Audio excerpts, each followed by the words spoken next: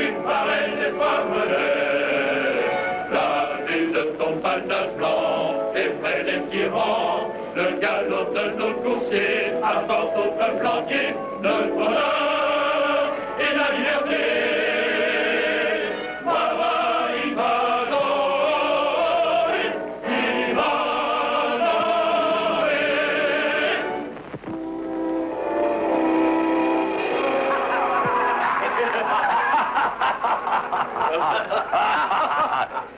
Allons, mon brave, remplis-le.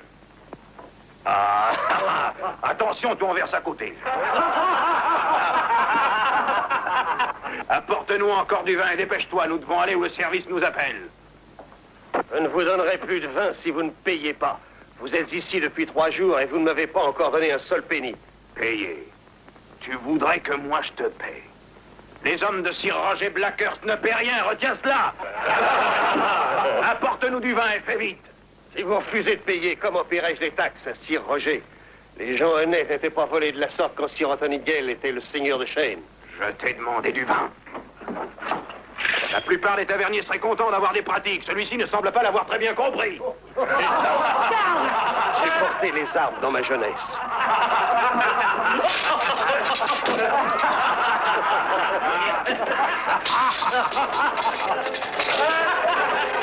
Donne-lui à boire. Car tu comprends, je n'aime pas ce genre de combat, moi non plus. Bien.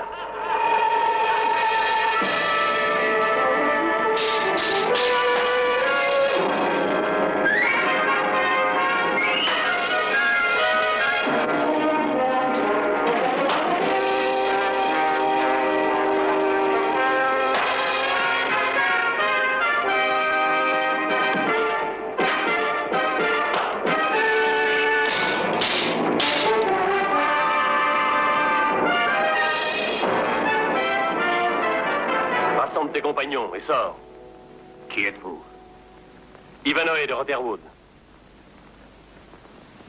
Ceci est à toi? Oui. Voilà qui servira à payer tes dettes. Va-t'en maintenant.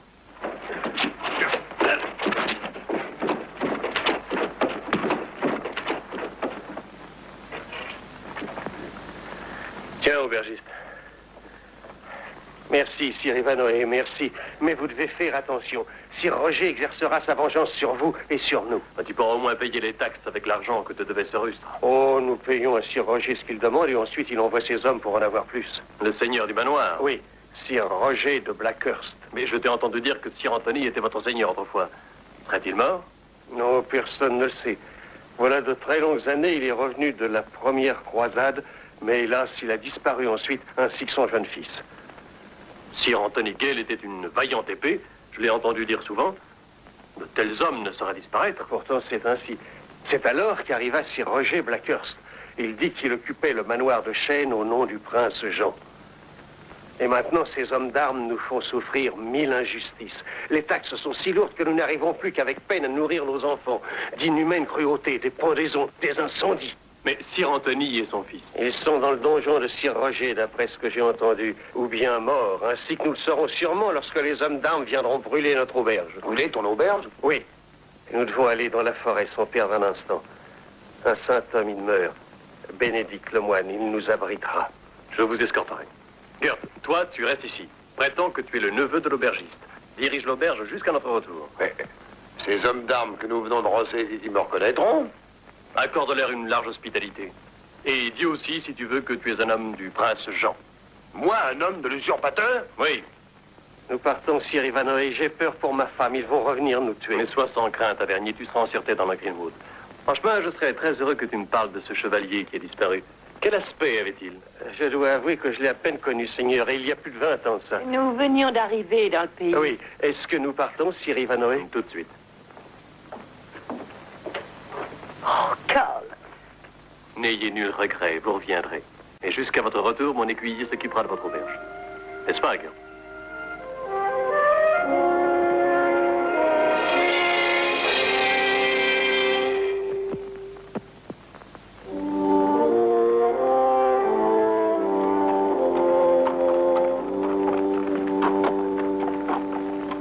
Frère Bénédicte.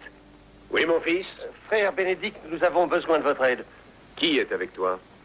Sir Ivanhoe, un chevalier du roi Richard. De Rotherwood, il me semble. Oui, mon frère. Vous vous battez contre le mal, je sais cela. Mais laisser son épée de côté et toucher le cœur des hommes, voilà la plus grande victoire. Alors que l'Angleterre est sous la botte du prince Jean? Un mal dont nous guérirons avec le temps. Je refuse d'avoir recours à la violence. Et je l'instruis dans cette idée. La jeunesse doit étudier et être pacifique. Est-ce que j'ai raison, Roderick?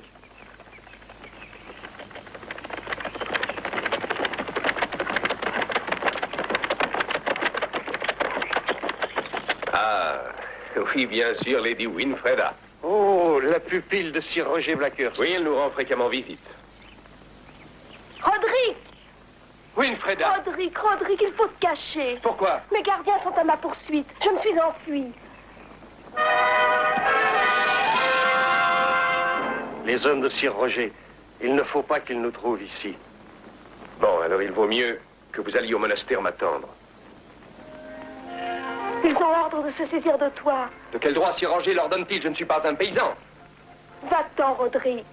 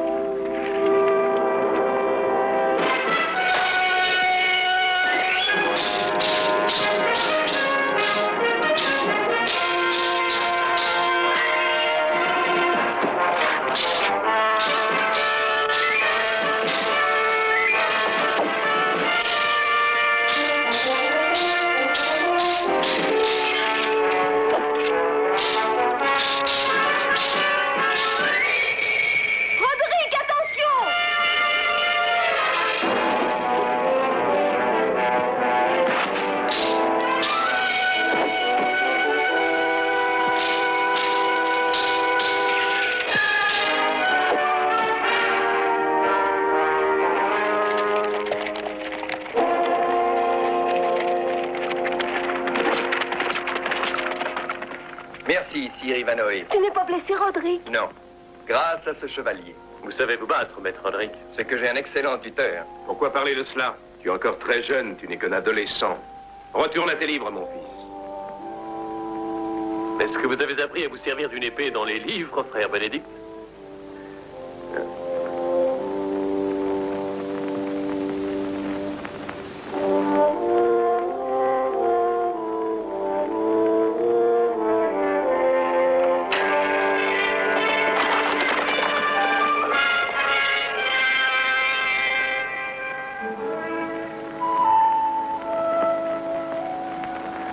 Ainsi, Sir Roger veut vous marier au seigneur de Mortain, n'est-ce pas? Cet homme me fait horreur. C'est pourquoi je me suis enfuie. C'est Roderick que j'aime. Mais pensez-y, Sir Roger sait que vous voulez épouser Roderick. Dès lors, sa vie ne tient qu'à un fil.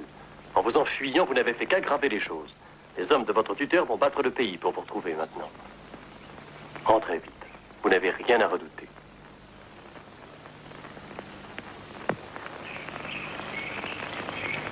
Voilà le coupable. Un morceau de silex. Nous pouvons partir. Je ne pars pas avec toi, Roderick. Mais pourquoi il le faut? Sir Ivanhoe a raison. Si tu restes avec lui, si je retourne vers mes gardiens, pour un temps du moins, tu ne cours nul danger. La vie n'a aucun prix si je suis loin de toi. Si tu retournes au château, je t'accompagne. Frère Bénédicte avait raison en disant que vous étiez un adolescent. Vous allez mettre votre cou dans le nœud coulant. Venez avec moi. J'ai une épée, je saurai en faire usage. Mais à quoi vous servirait votre épée? Vous êtes vaincu d'avance. Je n'ai pas peur des menaces de Sir Roger. Je vais aller l'affronter face à face et lui dire que je veux épouser Winfreda. Et vous passerez votre lune de miel dans un cachot. Voyons, Roderick. Écoute ce qu'elle te dit.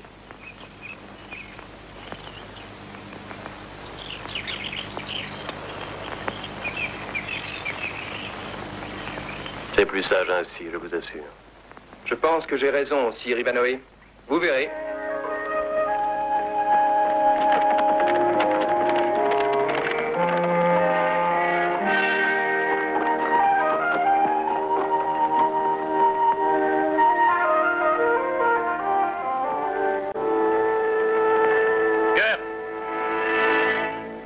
Roderick, mettez les chevaux à l'écurie, il s'est passé quelque chose.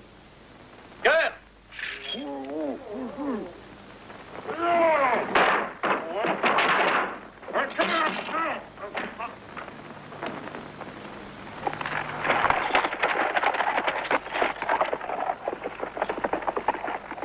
Tu n'es pas blessé? Ah non, j'ai rien. Et que s'est-il passé? Ah ben, ils sont revenus, ils venaient grand tapage, je leur ai dit de boire autant qu'ils voudraient à la santé du prince Jean, quoique les mots s'arrêtent dans la gorge. L'un d'eux a proféré des injures à votre sujet, et j'hésite à les répéter. Alors je l'ai mis à réfléchir dans un baquet. Après ça, ils étaient trop nombreux pour moi. Enfin, tu as cependant sauvé l'auberge. Hé, mais qu'est-ce qui est sur mon cheval? C'est Roderick, viens, rattrapons-le. Hé! Quel jeune fou, je l'ai pourtant averti. Mais il a mon cheval, il faut le rattraper. Non, c'est inutile, ce serait perdre notre temps. Mais qui est ce Roderick? Et où court-il ainsi? Mais il court tête baissée vers les pires dangers. Une minute, je vais chercher mon épée.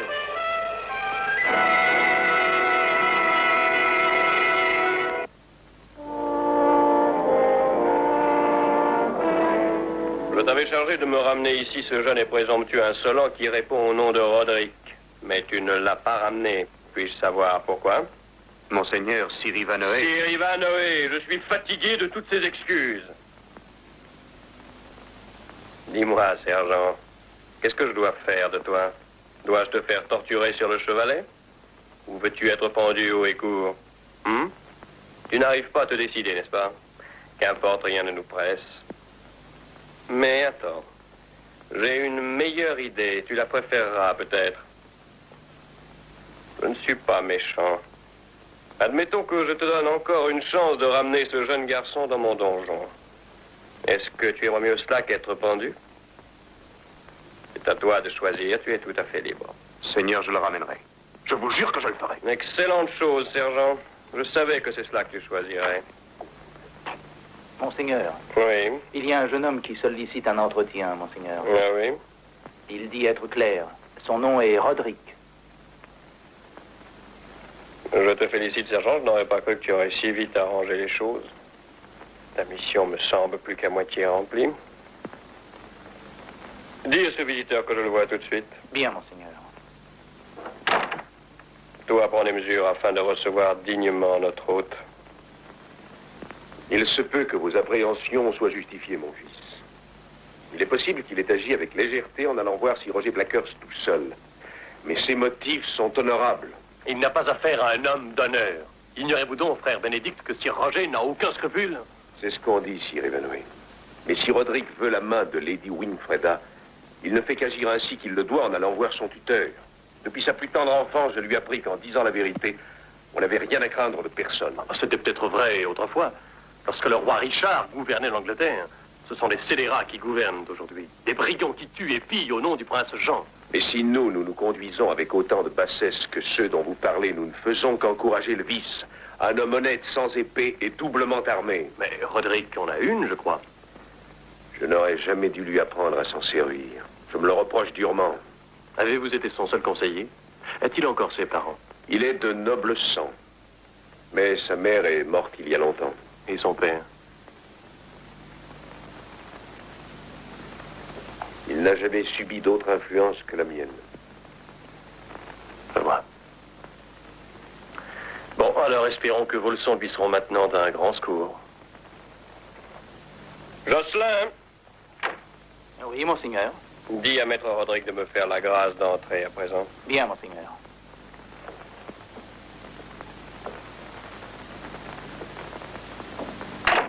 Je m'excuse de vous avoir fait attendre, maître Roderick, mais vous me pardonnerez, n'est-ce pas? Oui, bien sûr, Sir Roger. Voudriez-vous m'instruire du but de votre visite? Car vous devez en avoir un, à moins que ce ne soit qu'une visite de politesse. Sir Roger, j'ai l'honneur de vous demander de m'accorder la main de votre pupille, Lady Winfreda. Vraiment? Et ma pupille est-elle au courant de cela? Nous nous aimons, Seigneur. Que c'est donc touchant. Vous avez du bien, je suppose, une position, un château, des terres? Je suis clair, Seigneur. Vous êtes clair. Mais mon sang est noble, j'en suis certain. Qui vous l'a dit? Frère Bénédicte. Frère Bénédicte doit en avoir la preuve, sans doute. Mais il n'a jamais... Et malheureusement, j'ai d'autres projets. J'ai déjà décidé que ma pupille épouserait Lord Warden de Mortain. C'est dommage. Si j'avais su qu'un enfant trouvé sans sou ni maille avait l'intention de l'épouser, j'aurais sûrement attendu. Sir Roger, je vais donner l'ordre de vous pendre, maître Roderick, à ma plus haute potence. Sergent? Roderick! Vous n'avez pas le droit de lui faire du mal. Je vous le défends. Allons, allons, ma chère enfant, ne soyez pas si inquiète. Vous n'avez qu'à donner votre parole que vous épouserez Lord Warden de Mortain et je lui rendrai sa liberté. Et si je refuse? Oh, Rodrigue! Quelle raison ai-je d'avoir confiance en vous? Sergent. Monseigneur. Voici le jeune homme que tu devais ramener au château. Oui, Seigneur. Donne-lui des vivres et de l'argent. Et escorte-le jusqu'à la forêt. Alors, Winfreda, vous avez quelque chose à me dire, sans doute? Je vous promets que j'épouserai le roi Arden de Mortain, à condition qu'aucun mal ne soit fait à Roderick. Il ne faut pas! Roderick, non! Il est heureux que j'ai une nature foncièrement généreuse. Mais un marché est un marché. Alors, sergent, conduis-le jusqu'à la forêt. Et rappelle-toi, sergent, nous avons fait un marché nous aussi. Tu as choisi, souviens-toi. Merci, Sir Roger, de lui laisser la vie sauve. Je ne pouvais faire moins, c'est un brave garçon. Vous êtes jeune, vous aurez tôt fait de l'oublier. En fait, j'ai l'impression que vous ne le reverrez jamais.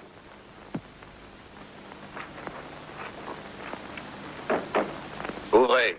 Ce n'est pas la sortie. Ah non, c'est une entrée.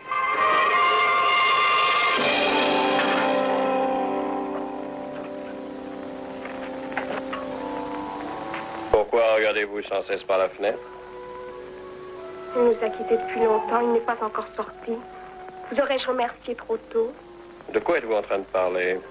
Vous avez cru que je ne le regarderais pas s'en aller pour la dernière fois? Que de sottises une femme arrive à dire. Allez donc dans votre chambre vous reposer. Oui. Oui, Sir Roger, j'y vais.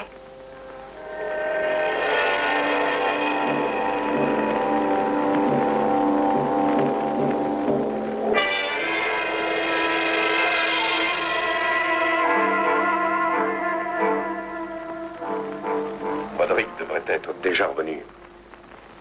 S'il revient jamais. Il est entre les mains du destin, mon fils. Mais si on touche un de ses cheveux... Votre inquiétude pour ce jeune homme vous honore, frère Bénédicte. Puis-je savoir si vous avez une raison particulière de vous inquiéter pour lui? Je m'inquiète pour toute l'humanité. Toute l'humanité. La population de Chêne souffre autour de vous, on ne voit qu'injustice et cruauté. Et vous parlez d'humanité. Ils sont à la merci des caprices d'un implacable tyran. Ne le savez-vous pas? Je quitte rarement cet asile. Si Roger Blackhurst a des hommes qui ne sont guère tendres.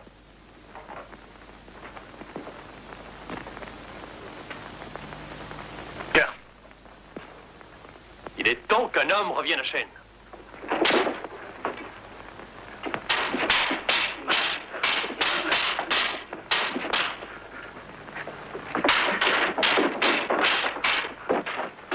Qu'est-ce que vous me voulez? La vérité, mon ami, la vérité.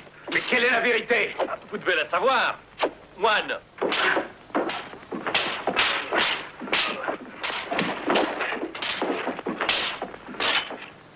Vous êtes toujours aussi adroit à l'épée, Sir Anthony. Mon nom est Bénédicte. Sir Anthony Gale de Chêne et Roderick est votre héritier. Je m'appelle Bénédicte.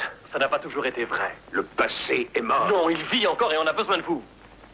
Nous continuons à nous battre? Baissez votre épée, mon fils. J'en suis très content, moi. J'avais peur que vous ayez enfin rencontré un adversaire de votre force. Un adversaire de valeur. Voilà 20 ans, je vous aurais vaincu. J'en suis certain, Sir Anthony. Vous avez raison, mon fils. C'était mon nom, en effet. Mais, Sir Anthony, pourquoi avoir disparu quand vos gens avaient besoin de vous? J'ai voulu que mon fils soit un homme de paix. J'ai voulu soigner ceux qui souffrent. Vous lui avez appris à se servir d'une épée. Et à s'en bien servir. Un homme doit être un homme. Il y a la force dans la paix et la paix dans la force. Avez-vous songé à vos gens qui vous croyaient morts, vous, leur seul espoir? Ah, si Sir Anthony vivait, disait-il constamment. Que voulez-vous que je fasse? Venez avec nous, au château de Blackhurst. Votre château. Revenez sur vos terres, Seigneur, afin de libérer vos gens. Non. Je dois rester ici, mon fils. Mais le moment est venu, Sir Anthony. On a besoin de vous. Mais les vœux que j'ai prononcés... Et pensez-vous à vos vœux de chevalerie? Ils ont leur valeur, eux aussi. Protéger les faibles, se battre pour la vérité et la justice. Et vos gens qui souffrent, frère Bénédicte. Vous seuls pouvez encore les sauver. Je voudrais savoir. Je voudrais savoir.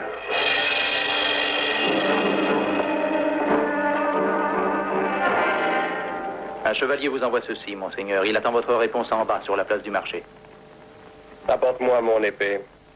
Et appelle tous mes hommes aux armes. Bien, monseigneur.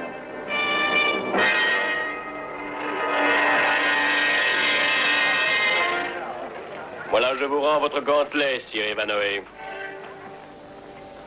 Je regrette, ce n'est pas le mien. Mais le mien.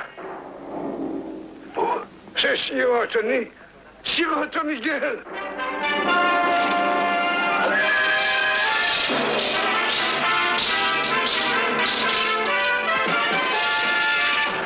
Sir Ivanhoe.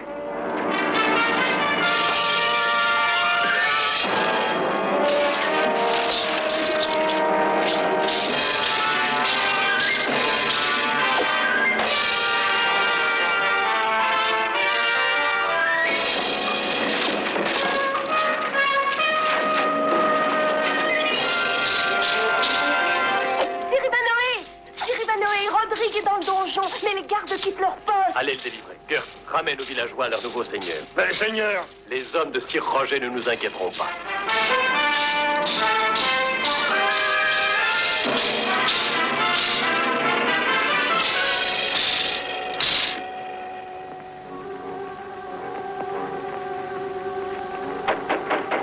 Ouvrez.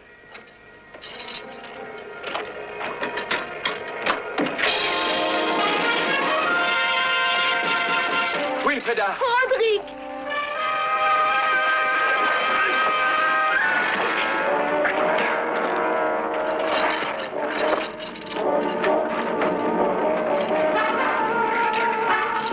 Venez.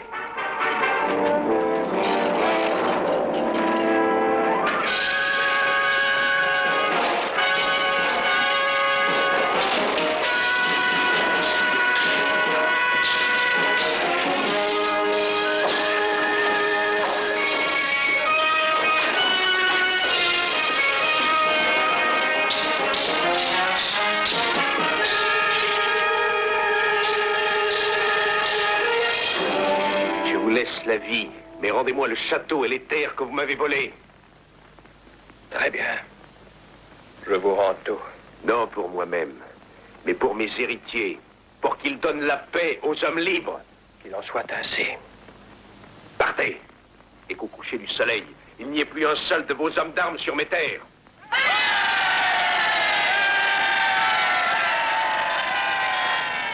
Chêne est de nouveau libre, Sir Anthony. Oui. Mais pas Sir Anthony, je vous prie. Je suis frère Bénédicte de nouveau et pour toujours. Mon fils devient à ma place seigneur de Chêne. Comme vous voudrez, frère Bénédicte.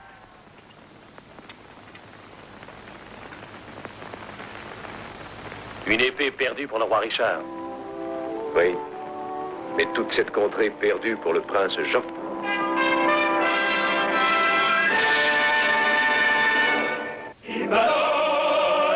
Ivanhoe, dalle monts nous reposons et nous chantons. Quelques mots à nous, la belle des opprimés. Voici nos cœurs, nos lances et nos épées. Ivanhoe, Ivanhoe, aussitôt que tu parais les femmes la vue de ton panache blanc effraie les tyrans. Le galop de nos coursiers attend au peuple entier.